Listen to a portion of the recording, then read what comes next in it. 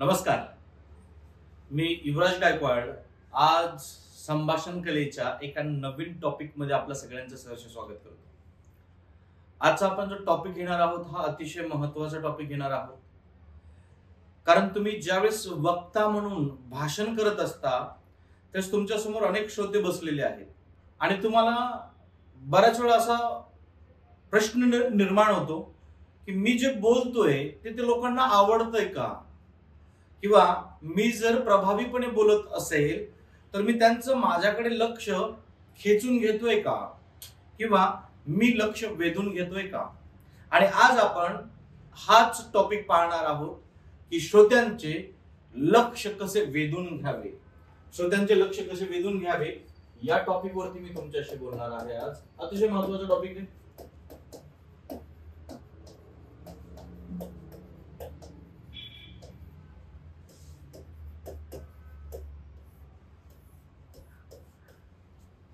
श्रोत्यांचे लक्ष वेधून घेण्यासाठी प्रथमतः काही गोष्टी आहेत त्या आपण जाणून घेतल्या पाहिजे, आणि जर तुम्ही या गोष्टी प्रॉपर पद्धतीने जाणून घेतल्या तर मला असं वाटतं की तुम्ही श्रोत्यांचं लक्ष तुमच्याकडे आकर्षून घेण्यासाठी तयार आहात। दोन गोष्टी लक्षात ठेवा श्रोत्यांचे लक्ष वेधून घेण्यासाठी। पहिली गोष्ट म्हणजे श्रोत्यांचे प्रकार, दोन प्रकार असतात, म्हणजे तीन प्रकार असतात श्रोत्यांचे, आणि दुसरं म्हणजे श्रोत्यांचा वयोगट।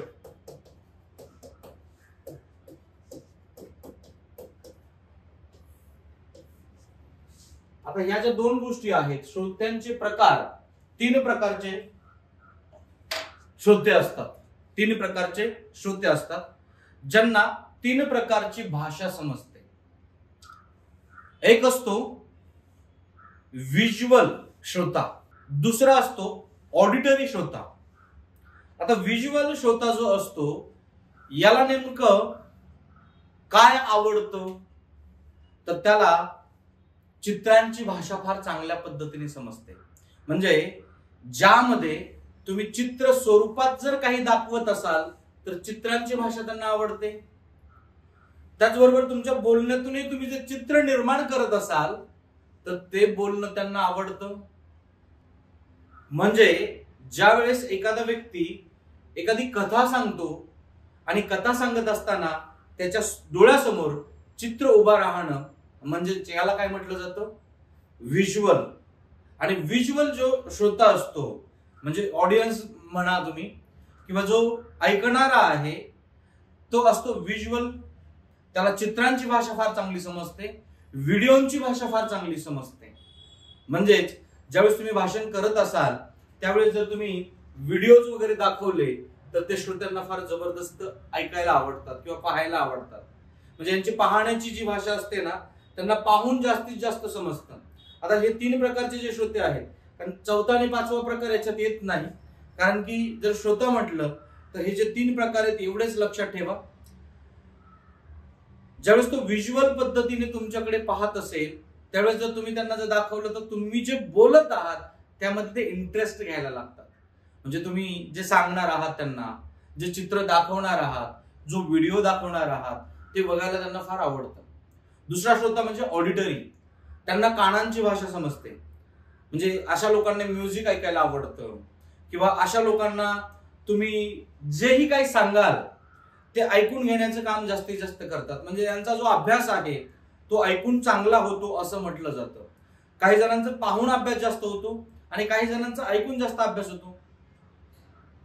म्हणून जो ऐकणारा श्रोता आहे यांच्या समोर जर तुम्ही कोणत्याही प्रकारचं भाषण करत असताना काही गाणी वापरली, काही चारोळ्या वापरल्या, काही गोष्टी वापरल्या, काही काव्य वापरलं, संस्कृत श्लोक वापरले तर ते भाषण जबरदस्त व्हायला लागतं।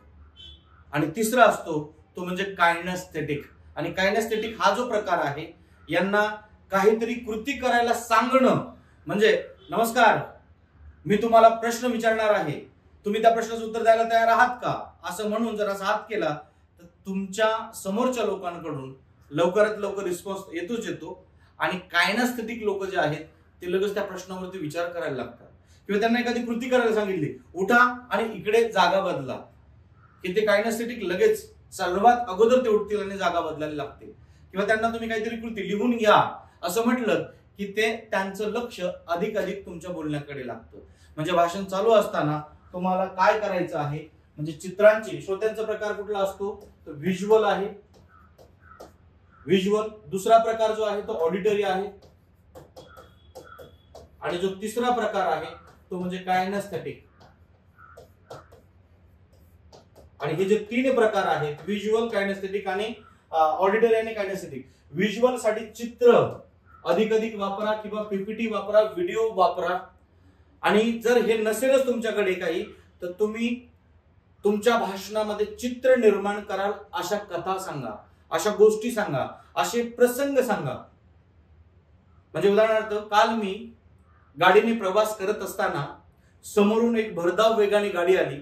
मी गाडी चालवत होतो, समोरचाही अगदी वेगात होता, मीही वेगात होतो. आणि अचानकपणे तो माझ्या अंगावरती येणार असं मला वाटलं. त्याच वेळेस मी माझी गाडी थोडीशी बाजूला घातली. म्हणजे त्यांच्या डोळ्यासमोर एक प्रकारचं चित्र निर्माण केलं तुम्ही. आणि त्या लोकांना चित्रांची भाषा ऐकायला आवडते. आणि ज्यावेळेस तुम्ही बोलण्यातून चित्र निर्माण केलं तर ते ऑडिटरी जे लोक आहेत त्यांनाही ऐकायला आवडणार आहे. राहतो प्रश्न कोणाचा, कायनेस्थेटिकचा. त्यांना पाहण्यातही इंटरेस्ट नसतो आणि ऐकण्यातही इंटरेस्ट नसतो. यांना काहीतरी कृती करण्यात मध्ये इंटरेस्ट असतो. चला, एक मुद्दा मी सांगणार आहे, तो सगळ्यांनी आपल्या वहीमध्ये लिहून घ्या किंवा हा मुद्दा नोट करून ठेवा. तुमचा मोबाईल काढा, त्यामध्ये नोट करून ठेवा. असं जर सांगितलं तर त्यांना हा मुद्दा जो आहे तो पटायला लागतो किंवा आवडायला लागतो. मग आता हे श्रोत्यांचे प्रकार झाले. आणि आता श्रोत्यांचे वयोगट. सगळ्यात महत्वाचं की वयोगटानुसार आपल्याला भाषण करता आलं पाहिजे. म्हणजे लहान मुलांचा वयोगट असतो. म्हणजे लहान मुलांचा वयोगट,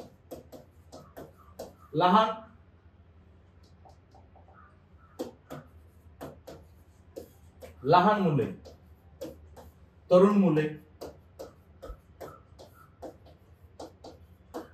नंतर तरुण लग्न झालेली व्यक्ती असतील, वयोवृद्ध व्यक्ती असतील, असे श्रोत्यांचे वयोगट येतात. वयोगटांमध्ये कुठले वयोगट येतील, म्हणजे 5 ते 10 वयोगट असेल, 10 ते 20 असेल, 20 ते 40 पर्यंतचा वयोगट असेल, 40 ते 60 पर्यंतचा वयोगट असेल, 60 ते पुढे वयोगट असेल. वयोवृद्धांसाठी ज्यावेळेस तुम्ही बोलणार आहात त्यावेळेस तुम्हाला 3 लँग्वेज यूज करायचे आहेत, म्हणजे व्हिज्युअल, ऑडिटरी आणि कायनेस्थेटिक.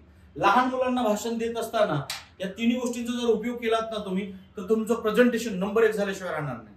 इव्हन ज्यावेळेस तुम्ही ऑडिटरीमध्ये ज्यावेळेस सांगणार आहात ना, म्हणजे इथे चित्रांची भाषा सांगितल्यानंतर ऑडिटरीमध्ये तुम्ही काही गोष्टी सांगा, प्रसंग शेअर करा. त्याचबरोबर काव्यात्मक भाषांचा उपयोग करा.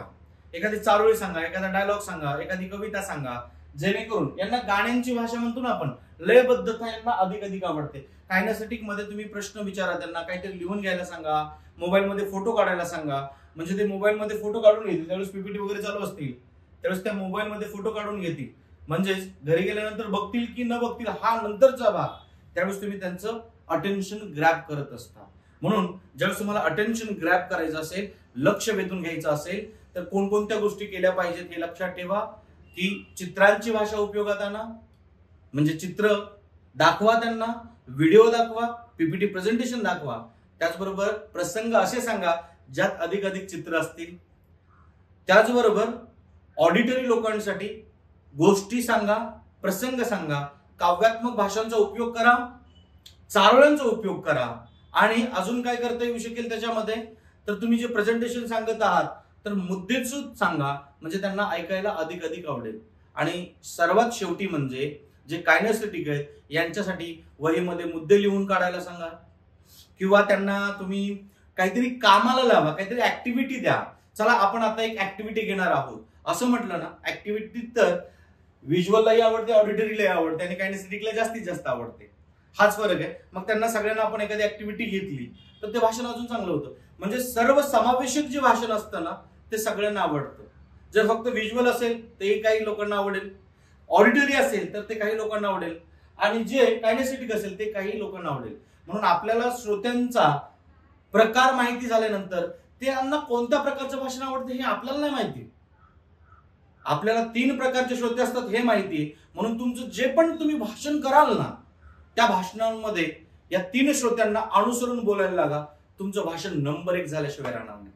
मित्रांनो, त्याचबरोबर हे वयोगट बघून बोलायला लागा, नाहीतर कधी कधी आपण लहान मुलांचं भाषण तरुणांना देऊन चालणार नाही आणि तरुणांचं भाषण लहान मुलांना देऊन चालणार नाही. नाहीतर काय होणार, लहान मुलांना मोठ्यांचं भाषण दिलं ना त्यांचं लक्ष बिलकुल लागणार नाही आणि जे मोठी मुलं आहेत त्यांचं लहान मुलांना दिलं उपयोग होणार नाही. म्हणजे वयोगट बघा. आणि तिसरी महत्वाची गोष्ट अजून एक सांगायची, प्रोफेशन बघा. म्हणजे तुमचं भाषण हे शिक्षकांना होतंय का, तुमचं भाषण हे IT मधील लोकांना होतंय का, तुमचं भाषण हे उद्योजकतेसाठी होतंय का, उद्योजकतेसाठी होतंय का, किंवा तुमचं भाषण हे सर्वसामान्य लोकांसाठी होतंय का, किंवा तुमचं भाषण शेतकऱ्यांसाठी होतंय का.